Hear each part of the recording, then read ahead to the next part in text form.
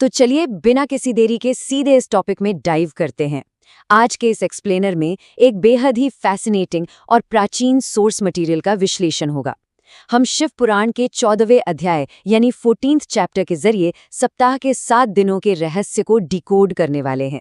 अब सोचिए, ये 7 दिन सिर्फ कैलेंडर पर डेट गिनने का तरीका नहीं है, बल्कि डेली लाइफ को ऑप्टिमाइज करने, स्वस्थ, धन और लंबी आयु पाने का एक पूरा का पूरा कॉस्मिक फ्रेमवर्क है। इस टेक्स्ट के आधार पर हम समझेंगे कि आखिर कैसे समय, देवता और हमारी रोजमर्रा की जिंदगी एक दूसरे से इतने गहरे जुड़े हुए हैं। आज के इस एक्सप्लेनर का रोड मैप बहुत ही सिंपल और क्लियर है। पहला, 3 प्राचीन पवित्र यज्ञ। दूसरा, ब्रह्मांडीय कैलेंडर का निर्माण। तीसरा, स्वास्थ्य और धन की प्राप्ति। चौथा, बुद्धि और सुरक्षा। पांचवा, लंबी आयु और आनंद। और आखिर में छठा, अंतिम आध्यात्मिक फल। शुरुआत करते हैं पहले भाग से, 3 प्राचीन पवित्र यज्ञ जो दैनिक जीवन की नींव हैं। यहाँ 3 मुख्य अनुष्ठानों का जिक्र है: अग्नि यज्ञ, देव यज्ञ और ब्रह्म यज्ञ। टेक्स्ट के मुताबिक देव यज्ञ का मतलब है इंद्र आदि देवताओं को प्रसन्न करने के लिए विधिपूर्वक आहुति देना, और ब्रह्म यज्ञ का अर्थ है वेदों का नित्य अध्ययन करना। लेकिन अग्नि यज्ञ का जो कॉन्सेप्ट है वो सच में काफी प्रैक्टिकल है। एक गृहस्थ के लिए इसका मतलब सुबह और शाम अग्नि में चावल की आहुति देना है। वहीं सन्यासियों के लिए, जिन्होंने अग्नि का त्याग कर दिया है, उनके लिए सही समय पर शुद्ध और स्वास्थ्यवर्धक अनाज का भोजन करना ही अग्नि यज्ञ माना गया है। ये दिखाता है कि ये प्राचीन नियम कितने अडैप्टेबल और प्रैक्टिकल थे।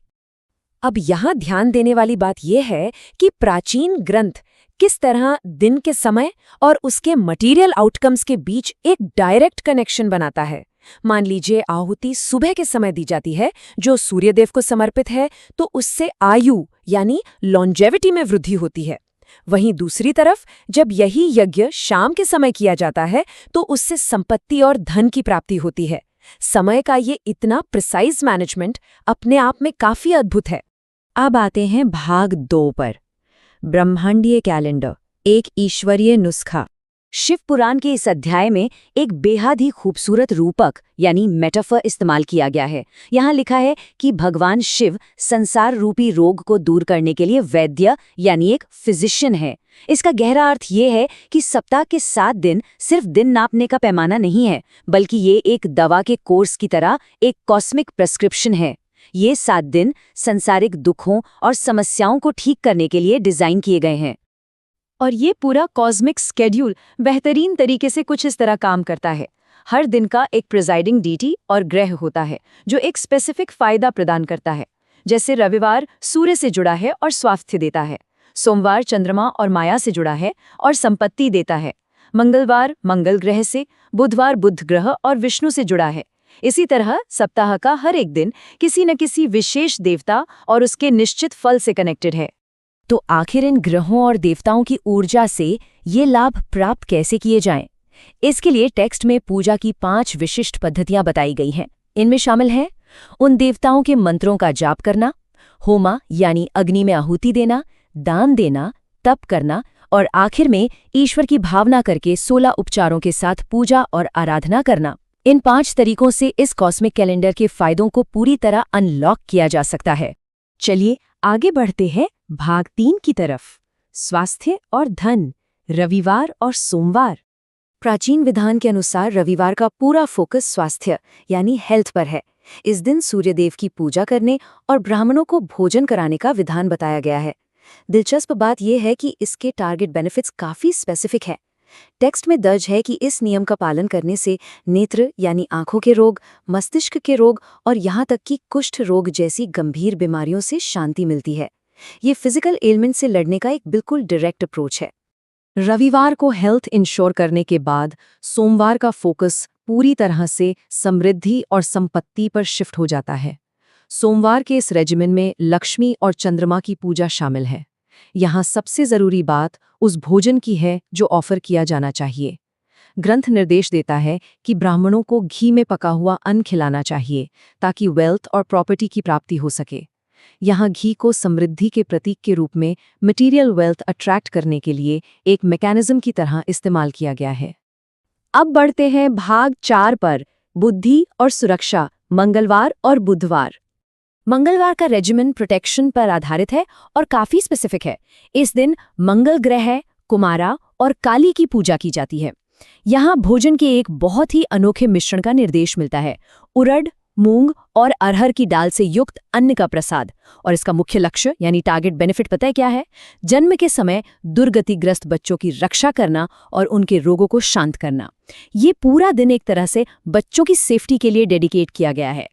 बुधवार, जो विष्णु और बुध ग्रह से जुड़ा है, बौद्धिक और सामाजिक धन की बात करता है। इस दिन विशेष रूप से दही युक्त अन्न यानी कर्ड राइस अर्पित करने को कहा गया है।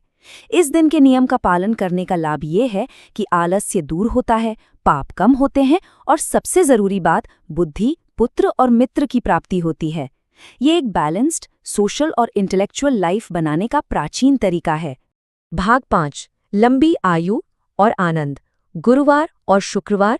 गुरुवार यानी बृहस्पतिवार का नियम उन लोगों के लिए बताया गया है जो लंबा जीवन पाने की इच्छा रखते हैं। इस दिन ब्रह्मा और बृहस्पति की आराधना की जाती है। ऑफरिंग्स में वस्त्र, यज्ञोपवीत यानी सेक्रेड थ्रेड्स और घी मिश्रित खीर शामिल है। इन पवित्र वस्तुओं और खीर जैसे समृद्ध भोजन को अर्पित करने का एक ही प्रमुख लक्ष्य है, आयु की वृद्धि, जिसे आज हम इंक्रीज्ड लॉन्जेविटी कहते हैं। वहीं शुक्रवार का दिन सेंसरी एंजॉयमेंट यानी भोग से जुड़ा है। इंद्र और शुक्र की पूजा के साथ स्पष्ट निर्देश है कि ब्राह्मणों की तृप्ति के लिए 6 स्वादों वाला भोजन दिया जाए। यहाँ एक और बेहद रोचक निर्देश मिलता है। इस दिन विशेष रूप से स्त्रियों की प्रसन्नता के लिए सुंदर वस्त्रों का विधान करने को कहा गया है। एक हार्मोनियस और एंजॉयबल वर्ल्डली लाइफ के लिए इस ग्रंथ ने महिलाओं की खुशी को डायरेक्टली भोगा और आनंद से जोड़ा है। अब जब स्वास्थ्य, धन, सुरक्षा और आयु कवर हो चुके हैं, तो यहाँ एक बहुत ही गहरा सवाल उठता है। प्राचीन ग्रंथ उस सबसे बड़े मानवीय डर का समाधान कैसे करता है, जो है असामयिक मृत्यु यानी अनटाइमली डेथ का डर। इस डर का जवाब इस कॉस्मिक कैलेंडर के आखिरी और सबसे शक्तिशाली दिन में छुपा है। तो इस पूरे कॉस्मिक सिस्टम में शनिवार एक अल्टीमेट प्रोटेक्टिव बैरियर का काम करता है। इस दिन यमा, रुद्र और शनि ग्रह की आराधना का विधान है। इस दिन के ऑफरिंग्स में तिल का प्रयोग सबसे जरूरी बताया गया है, तिल का होमा और तिल का दान। यहाँ बिल्कुल स्पष्ट रूप से बताया गया है कि इस रेजिमेन का एकमात्र और सबसे बड़ा फायदा है अपमृत्यु यानी अनटाइमली डेथ का निवारण करना। आखिर में भाग 6, अंतिम आध्यात्मिक फल, भौतिकता से परे। यहाँ सामाजिक जिम्मेदारी यानी सोशल रिस्पॉन्सिबिलिटी का एक बहुत ही विशाल नजरिया पेश किया गया है। जो व्यक्ति इन रोजाना के अनुष्ठानों से धनवान बन जाते हैं, उन्हें अपने उस धन को पब्लिक वर्क्स या सामुदायिक कार्यों में लगाना चाहिए, जैसे लोगों को छाया देने के लिए पेड़ लगाना, पीने के पानी के लिए कुएं और बावली बनवाना और वेद शास्त्रों के ज्ञान के लिए पाठशालाएं खोलना। ऐसा करने वालों को स्वर्गलोक और पुण्यलोक की प्राप्ति का वचन दिया गया है। यहाँ मटेरियल एक्शंस और स्पिरिचुअल रिजल्ट्स के बीच एक खूबसूरत बैलेंस देखने को मिलता है। दैनिक अनुष्ठान, दान और साप्ताहिक पूजा जैसे कामों का आखिर अंतिम उद्देश्य क्या है? समय के अनुसार इन पुण्य कर्मों को करने से अंतःकरण शुद्ध होता है, जिससे सच्चे ज्ञान की सिद्धि होती है। और दिलचस्प बात तो ये है कि टेक्स्ट कहता है, अगर कोई सिर्फ इस अध्याय को ध्यान से सुनता या पढ़ता भी है, तो उसे देव यज्ञ के बराबर का पुण्य प्राप्त हो जाता है। तो चलिए इस एक्सप्लेनर को एक गहरे विचार के साथ समाप्त करते हैं।